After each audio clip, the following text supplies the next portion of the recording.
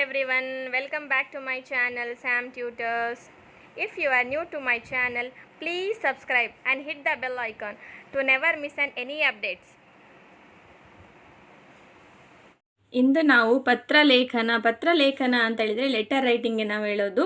ಪತ್ರಲೇಖನ ನಿಮಗೆ 5 ಅಂಕದ ಪ್ರಶ್ನೆಯಾಗಿದೆ. ಅದಕ್ಕೋಸ್ಕರ ಪತ್ರಲೇಖನ ವ್ಯಾವಹಾರಿಕ ಹಾಗೂ ವೈಯಕ್ತಿಕ ಪತ್ರಲೇಖನ ಎಂದು 2 ವಿಧಗಳು ಇವೆ ನಿಮಗೆ. ಬನ್ನಿ ಹಾಗಾದರೆ ಪತ್ರಲೇಖನ ಬಂದು ಇದು ನಿಮಗೆ ವ್ಯಾವಹಾರಿಕ ಪತ್ರವಾಗಿದೆ. ನೋಡಿ, ನಿಮಗೆ ಎಕ್ಸಾಮಲ್ಲಿ ಕ್ವಶನ್ ಹೀಗೆ ಕೇಳ್ತಾರೆ, ಅದಕ್ಕೋಸ್ಕರ ನೋಡ್ಕೊಳ್ಳಿ. ನಿಮ್ಮನ್ನು ಹಾಸನದ ಸರ್ಕಾರಿ ಪ್ರೌಢಶಾಲೆಯ ರಚನಾ ಎಂದು ಭಾವಿಸಿಕೊಂಡು ಶಾಲೆಯಲ್ಲಿ ವನ ಮಹೋತ್ಸವ ಆಚರಣೆಗೆ ಸಸಿಗಳನ್ನು ಒದಗಿಸುವಂತೆ ಕೋರಿ ಅರಣ್ಯಾಧಿಕಾರಿಗಳಿಗೆ ಒಂದು ಪತ್ರ ಬರೆಯಿರಿ. ನೋಡಿ, ಇದು ವ್ಯಾವಹಾರಿಕ ಪತ್ರವಾಗಿದೆ.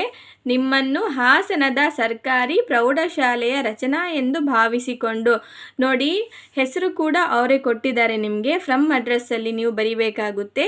ಫ್ರಮ್ ಅಡ್ರೆಸ್ಸಲ್ಲಿ ರಚನಾ ಎಂಬ ಹೆಸರು ಅವರೇ ಮೆನ್ಷನ್ ಮಾಡಿದ್ದಾರೆ.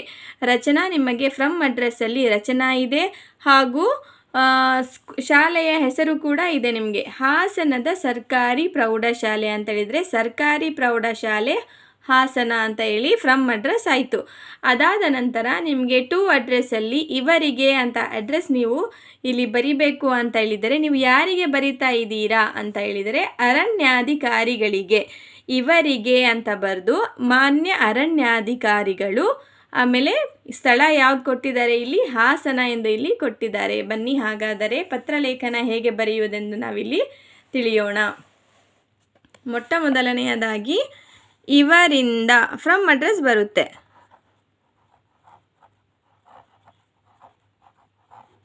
ಇವರಿಂದ ಯಾರಿಂದ ಬಂದಿದೆ, ಯಾರಿಂದ ನಾವು ಬರಿತಾ ಇದ್ದೀವಿ, ನೇಮ್ ಆಫ್ ದ ಸ್ಟೂಡೆಂಟ್ ಏನು ಕೊಟ್ಟಿದ್ದಾರೆ ಇಲ್ಲಿ, ರಚನಾ. ಇವರಿಂದ ರಚನಾ, ಯಾವ ಶಾಲೆ, ಸರ್ಕಾರಿ ಪ್ರೌಢಶಾಲೆ ಹಾಸನ. ಸರ್ಕಾರಿ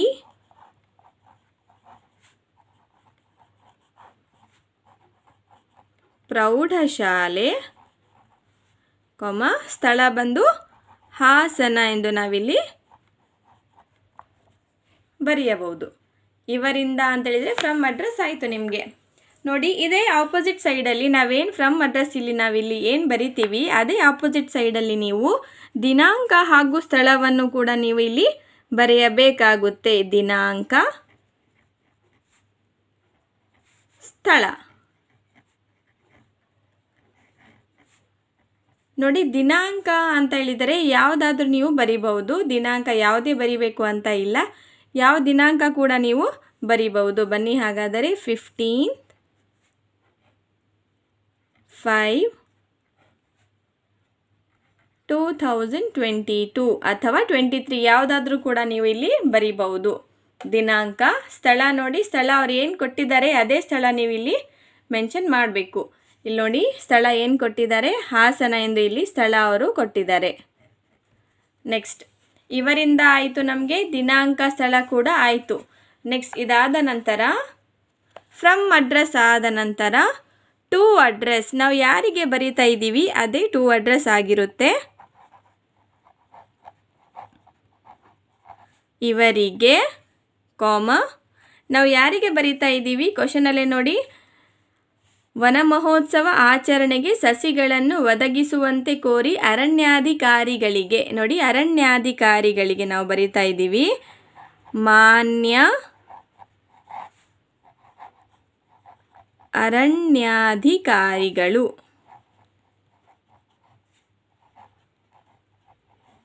ಮಾನ್ಯ ಅರಣ್ಯಾಧಿಕಾರಿಗಳು. ಅದಾದ ನಂತರ ಅರಣ್ಯ ಇಲಾಖೆ.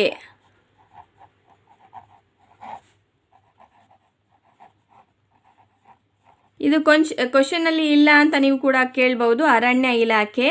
ಅರಣ್ಯಾಧಿಕಾರಿಗಳು ಎಲ್ಲಿರ್ತಾರೆ, ಅರಣ್ಯ ಇಲಾಖೆ ಅಥವಾ ಅವ್ರ ಕಾರ್ಯಾಲಯ ಆಫೀಸಲ್ಲಿ ಇರ್ತಾರೆ, ಅರಣ್ಯ ಇಲಾಖೆಯಲ್ಲಿ ಇರ್ತಾರೆ. ಸ್ಥಳ ಬಂದು ಹಾಸನ, ಏನು ಕೊಟ್ಟಿದ್ದಾರೆ ಅದೇ ಸ್ಥಳ ಹಾಸನ. ಫ್ರಮ್ ಅಡ್ರೆಸ್ ಆಯಿತು. ನೆಕ್ಸ್ಟ್ ಅದಾದ ನಂತರ 2 ಅಡ್ರೆಸ್ ಕೂಡ ಆಯಿತು. ಇವರಿಂದ ರಚನಾ ಸರ್ಕಾರಿ ಪ್ರೌಢಶಾಲೆ ಹಾಸನ. ನೆಕ್ಸ್ಟ್ ಇವರಿಗೆ 2 ಅಡ್ರೆಸ್ ಮಾನ್ಯ ಅರಣ್ಯಾಧಿಕಾರಿಗಳು ಅರಣ್ಯ ಇಲಾಖೆ ಹಾಸನ. ನೆಕ್ಸ್ಟ್ ಇದಾದ ನಂತರ ಮಾನ್ಯರೇ. ಏನು ಮಾನ್ಯರೇ ಅಂತ ಹೇಳಿದರೆ ರೆಸ್ಪೆಕ್ಟೆಡ್ ಅಂತ ಹೇಳಿ ಅರ್ಥ. ಮಾನ್ಯರೇ ಅದಾದ ನಂತರ ನೀವು ಇದೇ ಕಂಟಿನ್ಯೂ ಮಾಡುವಂಗಿಲ್ಲ. ನೆಕ್ಸ್ಟ್ ಎಲ್ಲಿ ಕಾಮ ಕೊಟ್ಟಿರ್ತೀರಾ ಅದೇ ನೆಕ್ಸ್ಟ್ ಲೈನಲ್ಲಿ ನೀವು ಸಬ್ಜೆಕ್ಟ್ ಬರಿಬೇಕಾಗುತ್ತೆ. ವಿಷಯ, ಏನು ವಿಷಯ ನಾವು ಬರಿತಾ ಇರೋದು ಇಲ್ಲಿ, ಏನಕ್ಕೆ ನಾವಿಲ್ಲಿ ಬರಿತಾ ಇರೋದು ಈ ಪತ್ರ ಅಂತ ಹೇಳಿದರೆ, ಶಾಲೆಯಲ್ಲಿ ವನ ಮಹೋತ್ಸವ ಆಚರಣೆಗೆ ಸಸಿಗಳನ್ನು ಒದಗಿಸುವಂತೆ ಕೋರಿ ಅರಣ್ಯಾಧಿಕಾರಿಗಳಿಗೆ ಒಂದು ಪತ್ರ ಬರೆಯಿರಿ ಅಂತ ಕ್ವಶನಲ್ಲೇ ಇದೆ. ನಮಗೆ ನಾವು ಏನಕ್ಕೆ ಬರಿತಾ ಇದ್ದೀವಿ ಅಂತ ಹೇಳಿದರೆ, ವನ ಮಹೋತ್ಸವ ಆಚರಣೆಗೆ ಸಸಿಗಳನ್ನು ಒದಗಿಸುವಂತೆ ಕೋರಿ. ನೋಡಿ ಕ್ವಶನಲ್ಲೇ ಇದೆ ವಿಷಯ. ಬನ್ನಿ ಹಾಗಾದರೆ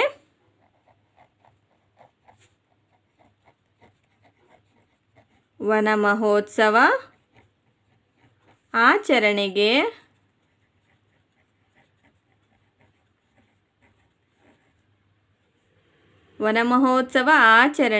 ಸಸಿಗಳನ್ನು ಒದಗಿಸುವಂತೆ ಕೋರಿ. ಸಸಿಗಳನ್ನು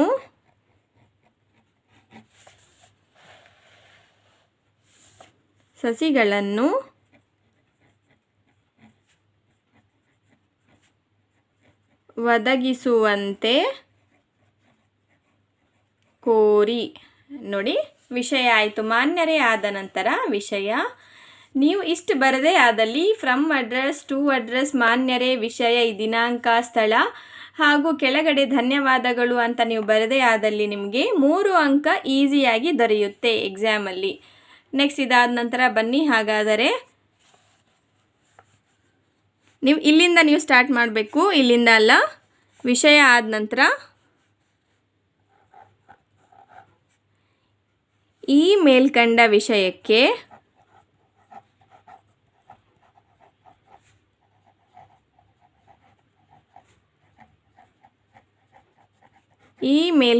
ವಿಷಯಕ್ಕೆ ಸಂಬಂಧಿಸಿದಂತೆ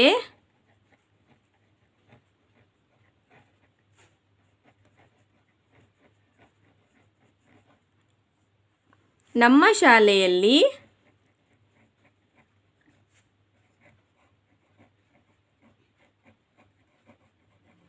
ವಿಶ್ವ ಪರಿಸರ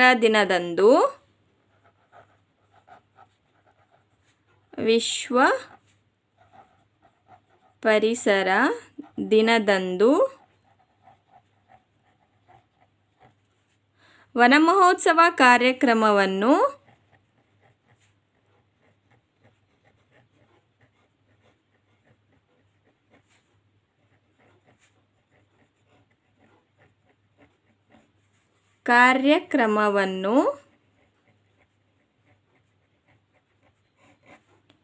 ಹಮ್ಮಿಕೊಂಡಿರುತ್ತೇವೆ.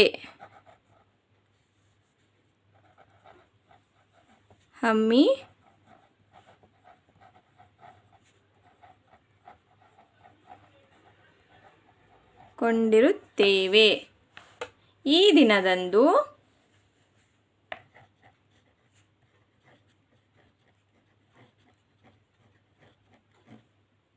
ವಿದ್ಯಾರ್ಥಿಗಳೆಲ್ಲ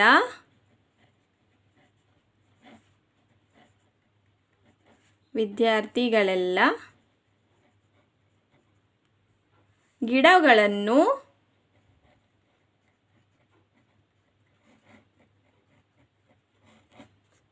ನೆಡಬೇಕೆಂಬ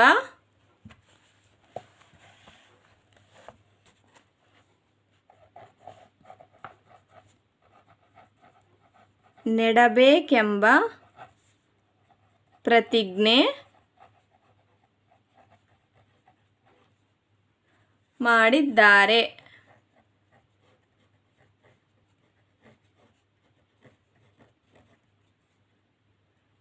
ನೆಕ್ಸ್ಟ್ ಈ ಕಾರಣ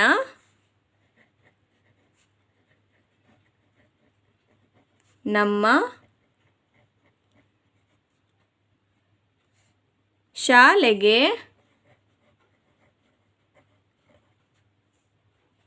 ಹಣ್ಣಿನ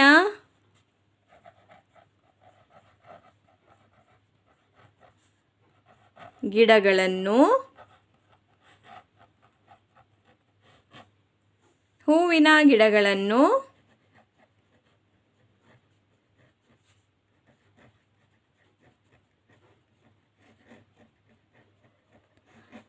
ನೆರಳು ಕೊಡುವಂತಹ ನೆರಳು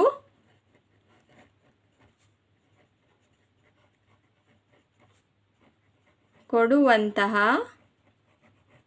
ಗಿಡಗಳನ್ನು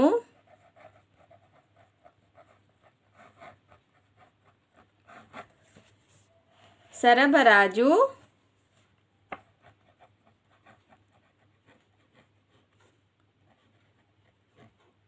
ಮಾಡಬೇಕೆಂದು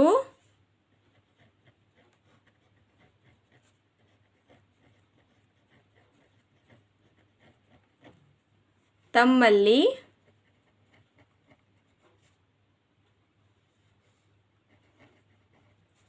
ವಿನಂತಿ.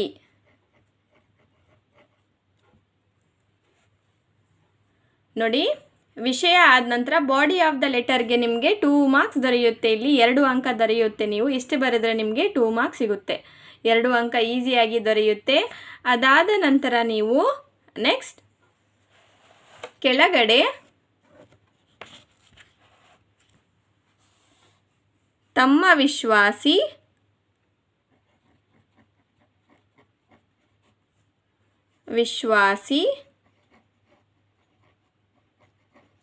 ಯಾರು ತಮ್ಮ ವಿಶ್ವಾಸಿ? ಯಾರಿಂದ ಬರೆದಿದೆ ಲೆಟರ್? ರಚನಾ ಎಂದು ನೀವಿಲ್ಲಿ ಬರೆಯಬೇಕಾಗುತ್ತೆ. ಈ ಕಡೆಯಲ್ಲಿ ನೀವು ವಂದನೆಗಳೊಂದಿಗೆ ಅಥವಾ ಧನ್ಯವಾದಗಳೊಂದಿಗೆ ಅಂತ ಕೂಡ ನೀವಿಲ್ಲಿ ಬರೆಯಬಹುದು. ವಂದನೆಗಳೊಂದಿಗೆ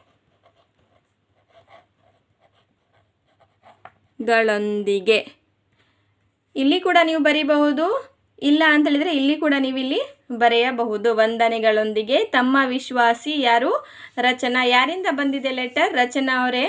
ಅದಕ್ಕೋಸ್ಕರ ತಮ್ಮ ವಿಶ್ವಾಸಿ ರಚನಾ ಅಂತ ನೀವಿಲ್ಲಿ ಬರಿಬೋದು. ಬನ್ನಿ ಮತ್ತೊಮ್ಮೆ ನೋಡ್ಕೊಳ್ಳೋಣ ಏನು ಕ್ವಶನ್ ಇದೆ ಅಂತ ಹೇಳಿದರೆ, ನಿಮ್ಮನ್ನು ಹಾಸನದ ಸರ್ಕಾರಿ ಪ್ರೌಢಶಾಲೆಯ ರಚನಾ ಎಂದು ಭಾವಿಸಿಕೊಂಡು ಶಾಲೆಯಲ್ಲಿ ವನ ಮಹೋತ್ಸವ ಆಚರಣೆಗೆ ಸಸಿಗಳನ್ನು ಒದಗಿಸುವಂತೆ ಕೋರಿ ಅರಣ್ಯಾಧಿಕಾರಿಗಳಿಗೆ ಒಂದು ಪತ್ರ ಬರೆಯಿರಿ ಅಂತ ನಿಮಗೆ ಕ್ವಶನ್ ಇದೆ. ಇದು 5 ಅಂಕಕ್ಕೆ ನಿಮಗೆ ಇರುತ್ತೆ. ನೋಡಿ, ಪತ್ರಲೇಖನದಲ್ಲಿ ಅವರೇ ನಿಮಗೆ ಟು ಅಡ್ರೆಸ್, ಫ್ರಮ್ ಅಡ್ರೆಸ್ ಎಲ್ಲ ಅವರೇ ಕೊಟ್ಟಿರ್ತಾರೆ. ನೋಡಿಕೊಂಡು ನೀವು ಬರಿಬೇಕಾಗುತ್ತೆ. ನೋಡಿ, ಮೊಟ್ಟ ಮೊದಲನೆಯದಾಗಿ ಇಲ್ಲಿ ಫ್ರಮ್ ಅಡ್ರೆಸ್ ಅಂತ ಹೇಳಿದರೆ ಇವರಿಂದ ಅಂತ ಹೇಳಿ ಕಾಮಾ ಕೊಟ್ಟು ಯಾರು ಬರಿತಾ ಇದ್ದಾರೆ ಲೆಟರ್ ಅಂತ ಹೇಳಿದರೆ ಕ್ವಶನಲ್ಲೇ ಇದೆ ನಿಮಗೆ ನೇಮ್ ಆಫ್ ದ ಸ್ಟೂಡೆಂಟ್ ಅವರೇ ಕೊಟ್ಟಿರ್ತಾರೆ. ಅದೇ ಸ್ಟೂಡೆಂಟ್ನ ನೀವು ನೇಮ್ ಇಲ್ಲಿ ಬರಿಬಹುದು. ರಚನಾ ಅಂತ ಇಲ್ಲ, ಯಾವುದೇ ಅವರು ನೇಮ್ ನಿಮಗೆ ಚೇಂಜ್ ಮಾಡಿ ಕೂಡ ಕೊಟ್ಟರು ಕೂಡ ನೀವು ಬರಿಬಹುದು. ಇವರಿಂದ ರಚನಾ. ಅದಾದ ನಂತರ ನಿಮಗೆ ಶಾಲೆ ಕೂಡ ಅವರೇ ಮೆನ್ಷನ್ ಮಾಡಿ ಕೊಟ್ಟಿರ್ತಾರೆ ಕ್ವಶನಲ್ಲಿ. ಸರ್ಕಾರಿ ಪ್ರೌಢಶಾಲೆ ಅಂತ ಹೇಳಿ ಶಾಲೆಯ ಹೆಸರು ಕೂಡ, ಅದಾದ ನಂತರ ಸ್ಥಳ ಕೂಡ ಅವರೇ ಕೊಟ್ಟಿರ್ತಾರೆ. ಇಲ್ಲಿ ಇವರಿಂದ ರಚನಾ, ಸರ್ಕಾರಿ ಪ್ರೌಢಶಾಲೆ ಹಾಸನ. ಫ್ರಮ್ ಅಡ್ರೆಸ್ ಆಯಿತು. ನೋಡಿ, ಅದೇ ಆಪೋಸಿಟ್ ಸೈಡಲ್ಲಿ ನಿಮಗೆ ದಿನಾಂಕ, ಸ್ಥಳ. ದಿನಾಂಕ ನೀವು ಯಾವುದು ಕೂಡ ಬರೆದ್ರೂ ಕೂಡ ನಡೆಯುತ್ತೆ. ದಿನಾಂಕ, ಸ್ಥಳ. ನೋಡಿ, ಸ್ಥಳ ಏನು ಕೊಟ್ಟಿರ್ತಾರೆ ಅದೇ ಸ್ಥಳ ನೀವು ಇಲ್ಲಿ ಬರಿಬೇಕಾಗುತ್ತೆ. ಹಾಸನ ಅಂತ ಹೇಳಿ ಕೂಡ ನೀವು ಬರಿಬಹುದು. ನೆಕ್ಸ್ಟ್ ಅದಾದ ನಂತರ ಇವರಿಂದ ಆದ ನಂತರ ಫ್ರಮ್ ಅಡ್ರೆಸ್ ಆದ ನಂತರ ಟು ಅಡ್ರೆಸ್ಗೆ ಬನ್ನಿ. ಇವರಿಗೆ ಅಂತ ಹೇಳಿ ಟು ಅಡ್ರೆಸ್ಗೆ ನಾವು ಇವರಿಗೆ ಅಂತ ಹೇಳಿ ನಾವು ಹೇಳ್ತೇವೆ. ನೆಕ್ಸ್ಟ್ ಯಾರಿಗೆ ಬರಿತಾ ಇದ್ದೀವಿ ನಾವು ಲೆಟರ್ ಅಂತ ಹೇಳಿದರೆ ಪತ್ರ?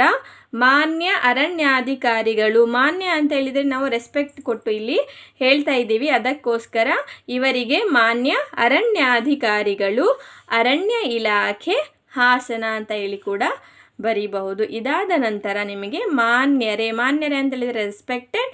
ಅದಾದ ನಂತರ ವಿಷಯ. ಏನು ವಿಷಯ ಅಂತ ಹೇಳಿದರೆ ವನ ಮಹೋತ್ಸವ ಆಚರಣೆಗೆ ಸಸಿಗಳನ್ನು ಒದಗಿಸುವಂತೆ ಕೋರಿ. ನೆಕ್ಸ್ಟ್ ಇದಾದ ನಂತರ ಬಾಡಿ ಆಫ್ ದ ಲೆಟರ್ ಬರಿಬೇಕಾಗುತ್ತೆ. ನೋಡಿ, ಬನ್ನಿ ಹಾಗಾದರೆ ಈ ಮೇಲ್ಕಂಡ ವಿಷಯಕ್ಕೆ ಸಂಬಂಧಿಸಿದಂತೆ ನಮ್ಮ ಶಾಲೆಯಲ್ಲಿ ವಿಶ್ವ ಪರಿಸರ ದಿನದಂದು ವನ ಮಹೋತ್ಸವ ಕಾರ್ಯಕ್ರಮವನ್ನು ಹಮ್ಮಿಕೊಂಡಿರುತ್ತೇವೆ. ನೋಡಿ ಅವರು ಏನು ಹೇಳ್ತಾ ಇದ್ದಾರೆ ಅಂತೇಳಿದರೆ, ನಾವು ವನ ಮಹೋತ್ಸವ ಆಚರಣೆ ಯಾವಾಗ ಮಾಡಬೇಕು ಅಂತ ಅವರು ಏನು ಹಮ್ಮಿಕೊಂಡಿರ್ತಾರೆ ಅಂತೇಳಿದರೆ ವಿಶ್ವ ಪರಿಸರ ದಿನದಂದು. ನೋಡಿ, ವಿಶ್ವ ಪರಿಸರ ದಿನದಂದು ಅವರು ವನ ಮಹೋತ್ಸವ ಕಾರ್ಯಕ್ರಮವನ್ನು ಹಮ್ಮಿಕೊಂಡಿರುತ್ತೇವೆ.